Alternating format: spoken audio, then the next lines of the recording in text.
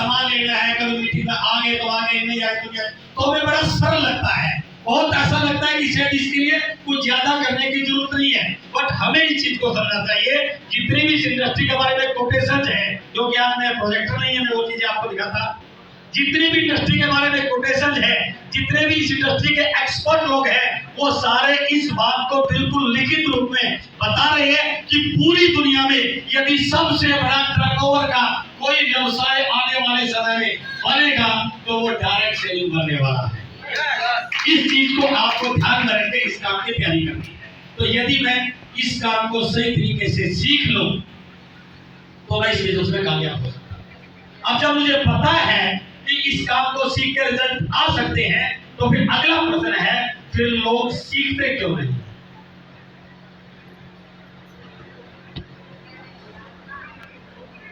इसके पीछे सबसे बड़ा एक कारण कि इस इंडस्ट्री के बारे में सही नॉलेज है या नहीं है, लेकिन इस इंडस्ट्री के बारे में हर व्यक्ति को कहीं ना कहीं कुछ न कुछ पता है। मेंबर बनाने पड़ते हैं, लोगों को जोड़ना पड़ता है, कंपनी भाग जाती है, ऐसा पहले बहुत हुआ है, ऐसे चलते नहीं, इन सब चीजों का सबको पता है। और जब वो व्यक्ति, आप उस व्यक्ति से मिलते हैं, तो इस बिजनेस में जो असफलता का सबसे बड़ा कारण है वो है हमारी धारणाएं। एक व्यक्ति अपनी धारणाओं पे इतना पक्का है, उन धारणाओं से इतना बंधा हुआ है कि उसको सामने की सच्चाई भी झूठ नजर आती है और अपनी झूठी धारणाएं भी सच नजर आती है। वो इतना पक्का हो जाता है, उसके सबकॉन्शियस माइंड में ऐसी पिक्चर बन जाती है कि वो सामने वाले होने वाली सही घटनाओं को भी सही नहीं मानता और झूठी धारणाओं को भी गलत मानना शुरू कर लेता है। एक एग्जांपल दे रहा हूं, फिर इस पे आते हैं। एक दिन एक व्यक्ति गली से निकल रहा था और जब वो गली से निकल रहा था, फोन उसके हाथ में था और फोन पे बात करता हुआ जब चल रहा तो ध्यान ऊपर था और नीचे गली में एक छोटा सा कुत्ते का पिल्ला लेटा हुआ था, एक छोटा सा डॉगी लेटा हुआ था और उसका ध्यान नहीं था और चलते चलते उसका पांव डॉगी की पूंछ पर आ गया। अब जैसे ही डॉगी की पूंछ पर पांव आया, अब डॉगी क्या करेगा? काटेगा। और उसने डॉगी ने तुरंत उसको काट लिया। वो एकदम घबराया, देखा तो डॉगी ने काट लिया है, लेकिन सोचा कि गलती डॉगी की नहीं है, गलती तो मेरी है। वो काले रंग का छोटा सा कुत्ता था, उसने काट लिया, जाके दवाई गोली बट्टी टिक्का जो भी लिया ठीक हो गया, बात को भूल गया। 2-4 महीने के बाद यही घटना फिर दोबारा रिपीट हुई। वो व्यक्ति अब अचानक उस गली से आ रहा था और दूसरी गली में कुछ छोटे छोटे बच्चे एक कुत्ते के पीछे डंडा लेके लगे हुए थे और वो कुत्ता डर के उन बच्चों से भाग रहा था और जैसे ही वो कुत्ता डरा हुआ भाग रहा था, सामने से व्यक्ति उसी व्यक्ति का फिर आना हो गया और जैसे ही कुत्ता सामने से आया उस व्यक्ति से टकरा गया और जैसे ही टकराया फिर दोबारा उस व्यक्ति को काट लिया और बाई चांस इस बार भी वो कुत्ता काले रंग का ही। अब दिमाग में ये बात क्लिक कर गई कि 2 महीने पहले भी काले कुत्ते ने ही काटा।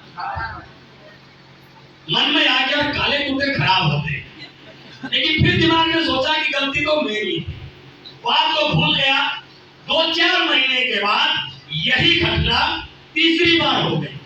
किसी दूसरी गली का एक काले रंग का कुत्ता उनकी गली में आ गया और कहते हैं कि दूसरी गली का कुत्ता आ जाए तो अपनी गली वाले कुत्ते उसको टिकने दे नहीं देते हैं और वो कुत्ते उसके पीछे ऐसे भाग रहे उसको काटने के लिए, उसको दौड़ाने के लिए, और बाई चांस उस व्यक्ति का फिर आक्रमण हो गया और भागा भागा वो व्यक्ति उस कुत्ते से टकरा गया और जैसे ही टकराया वो कुत्ता डरा हुआ था और उस कुत्ते ने तीसरी बार, और इस बार भी वो कुत्ता काले रंग का।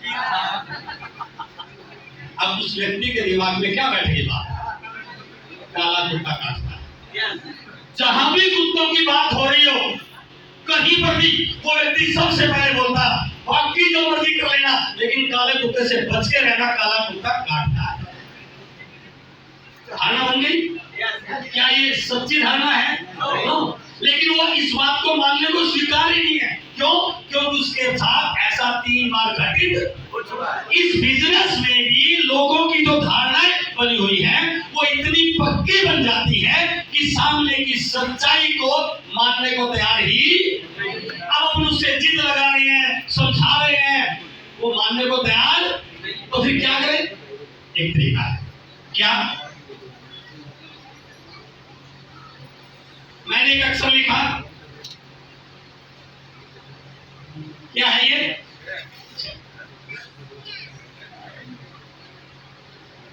मैं आप में से किसी को, महिला को, पुरुष को, गांव वाले को, शहर वाले को, बच्चे को, बुजुर्ग को, किसी को भी बुलाऊं और यहां खड़ा करो और उससे पूछूं सर क्या है ये? तो मैंने तो नो नहीं लिखा। मैंने क्या लिखा है? वो क्या बोल रहा है? हेलो, वो नो बोल रहा है। मुझे क्या बुलवाना है? 6 बुलवाना है और वो नो बोल रहा है, लेकिन वो कभी भी 6 बोलने को तैयार। एक ही तरीका है, यदि मैं उसको पकड़कर यहां ले आऊं तो समझाने की जरूरत नहीं है, तो अपने आप 6 बोलने के लिए। इसका मतलब ये हुआ, हम सामने वाले को गलत न ठहराए। वो जिस एंगल पे खड़ा है, जहां से उसको दिखाई दे रहा है, हो सकता है वो सही बोल रहा हो। यदि एंगल बदल दिया जाए तो चीजों के देखने के तरीके बदल जाते हैं और रिजल्ट बदल जाते हैं। तो यदि हमने लोगों की उस नो को, लोगों की धारणाओं को बदलना है, तो जिद लगाने से धारणाएं बदलने की जरूरत नहीं है। उनकी पोजीशन बदलिए, उनको हकीकत दिखाइए, उनको सेमिनार में लेके जाइए, उनको पीयूसी पे लेके जाइए, उनको कंपनी विजिट कराइए, उनको फ्लाइट से मिलवाइए। यदि आपने ये काम कर दिया, मैं दावे के साथ कहता हूं, कितनी भी पुरानी धारणा हो उसको बदला जा सकता है। बदल सकते हैं? क्या आप बदलने को तैयार हैं? इस दुनिया में जब जब भी नए काम हुए हैं, जब जब भी नए काम हुए हैं, कोई भी नया कंसेप्ट आया है, उसके पीछे एक ज्यूरी रही है कि उस नए कंसेप्ट को कभी भी सारी दुनिया स्वीकार नहीं करती। नहीं करती, ये नहीं होता। लेकिन जो स्वीकार कर लेते हैं वो उस सेक्टर के विजेता होते हैं। फॉर एग्जाम्पल, जब देश 1947 में आजाद हुआ, हमारे देश में कोई भी फैक्ट्री नहीं थी, सारा सामान विदेशों से आता था। तो अपने देश में एक मुहिम चली, स्वदेशी सामान को इस्तेमाल करना है। जब स्वदेशी सामान को इस्तेमाल करना है तो स्वदेशी सामान को तभी इस्तेमाल होगा जब अपने देश में फैक्ट्रियां चलेगी। तो इसलिए एक्सपर्ट ने राय दी कि जो लोग इस समय मैन्युफैक्चरिंग सेक्टर में अपना काम शुरू करेंगे वो आने वाले समय के बड़े बड़े बिजनेसमैन बनने वाले। कुछ बड़े घरानों ने उस समय फैक्ट्रियां लगाने के काम को शुरू किया। टाटा, बिरला, डालमिया, ये सारे के सारे लोग उस समय की पैदाइश है, क्योंकि इन्होंने उस समय काम किया जब एक्सपर्ट ने कहा अभी मौका है इसमें इंडस्ट्री में जाने का। और जितने लोगों ने उस समय इंडस्ट्रियल सेक्टर में पावर रखा, आज वो सारे के सारे बड़े बड़े बिजनेसमैन। हेलो, उसके बाद जमाना आया प्लास्टिक का। जब देश आजाद हुआ तो मैन्युफैक्चरिंग यूनिट शुरू हुई और हमारे घरों में जितने भी बर्तन होते थे, आज भी आप चेक करेंगे हमारी दादी जी के हाथ का लोटा, बर्तन, वो सारे के सारे धातु के बर्तन हैं, कांसा, पीतल। लेकिन आज सारे प्लास्टिक की क्रॉकरी आ चुकी है। तो उस समय एक मुहिम चली कि आने वाले समय में धातु के बर्तन को अफोर्ड नहीं किया जा सकता। जो लोग, आने वाला जमाना प्लास्टिक का है और जो लोग आने वाले समय में प्लास्टिक के उद्योग में काम करेंगे वो आने वाले समय के बड़े बिजनेसमैन बनने वाले हैं। और ये हकीकत है कि दिल्ली में उस समय चावड़ी बाजार में पन्नी बेचने वाला भी करोड़पति बना, क्योंकि उसने मार्केट के ट्रेंड को समझा और मार्केट के ट्रेंड के अकॉर्डिंग काम करना शुरू कर दिया। उसके बाद जमाना आया कंप्यूटर का, उसके बाद जमाना आया मोबाइल का। मैं इसी को पढ़ा रहा हूं। आज से 15-20 साल पहले हमारे किसी के पास भी मोबाइल होता।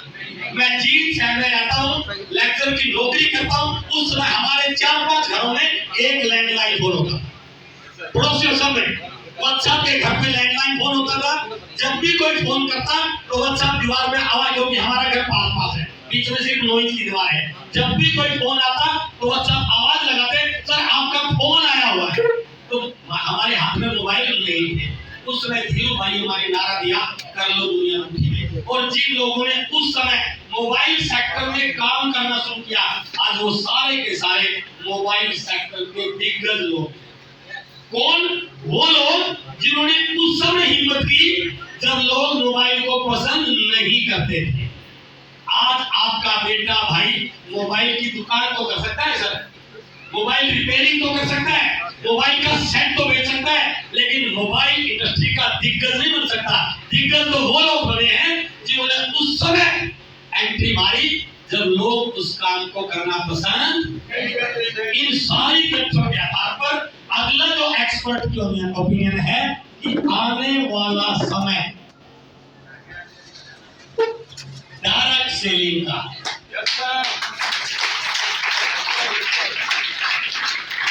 ये एक्सपर्ट की ओपिनियन बता रहा हूं मैं, मानना ना मानना हमारे अपने डिसीजन हो सकते हैं। आने वाला जमाना डायरेक्ट सेलिंग का है। और इतिहास ये बताता है जब भी आने वाले ट्रेंड के साथ वो लोग उस समय आ जाते हैं जब लोग स्वीकार नहीं करते, तो आने वाले समय के वो दिग्गज होते हैं। मैं दावे से कह सकता हूँ जितने भी लोग आज बैठे हुए हैं ये सारे वो लोग हैं जो उस समय एंट्री मार चुके हैं जब डायरेक्ट सेलिंग का माहौल नहीं है। तो ये साफ है इन्हीं में से आने वाले समय के डायमंड और स्टार डायमंड बनने वाले हैं। बस इस बात पे यकीन करने की आपको जरूरत है। आने वाला जमाना डायरेक्ट सेलिंग का है। आने वाले कुछ सालों के बाद जितने भी WFDSA के डाटा है, जितने भी एजेंसीज की रिपोर्ट है, जितने भी KPMG के डाटा है, वो सारे डाटा ये बता रहे हैं कि पूरे वर्ल्ड में 109 से ज्यादा देशों में ये डायरेक्ट सेलिंग का व्यापार काम कर रहा है। पूरी दुनिया में 109 से ज्यादा देशों में ये डायरेक्ट सेलिंग का व्यापार काम कर रहा है। लेकिन पिछले 1-2 सालों से और इस समय वर्तमान में यदि पूरी दुनिया में कोई एक कंट्री का नाम आता है जहां सबसे ज्यादा डायरेक्ट सेलिंग का टर्नओवर होने वाला है, तो उसमें आता है, उसमें इंडिया नंबर 1 पर आ चुका है। अभी हमारे यहाँ शुरुआती दौर है।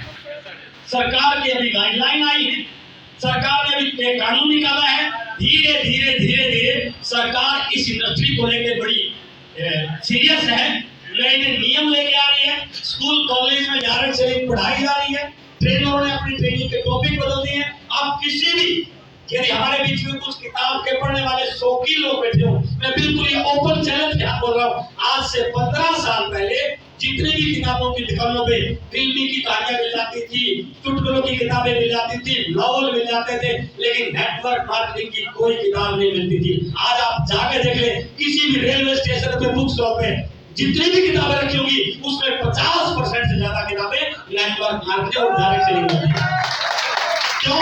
क्योंकि आने वाला जमाना डायरेक्ट सेलिंग का है। और पूरी दुनिया में यदि डायरेक्ट सेलिंग के लिए आइडियल कंडीशन किसी कंट्री में है, उसमें इंडिया नंबर 1 पर आता है। तो ये हमारे लिए बड़ी पॉजिटिव बात है कि अब डायरेक्ट सेलिंग का माहौल बनना शुरू हो चुका है। अब डायरेक्ट सेलिंग की एक्सेप्टेंस बढ़ चुकी है। अब अच्छी प्रोफाइल के बच्चे इस सेक्टर में आना शुरू हो चुके हैं। और मैं दावे से कहता हूं आने वाले 5, 7, 10 साल के बाद यदि बच्चे कैरियर के तौर पर, जैसे आज मेडिकल को, डॉक्टरी को, इंजीनियरिंग को, सीए को बच्चे कैरियर के तौर पर स्वीकार कर रहे हैं, मैं दावे के साथ कहता हूं भारत में आने वाले कुछ सालों के बाद यदि डायरेक्ट सेलिंग, यदि कोई कैरियर के तौर पर किसी इंडस्ट्री को चुना जाएगा, उसमें सबसे ज्यादा प्रेफरेंस डायरेक्ट सेलिंग को दी जाएगी। ऐसा होने वाला है। तो यदि आप चाहते हैं आने वाले समय का बेनिफिट आपको मिले, इस डायरेक्ट सेलिंग के माहौल का फायदा आपको मिले, तो आपको इस इंडस्ट्री के बारे में कुछ चीजों को समझने की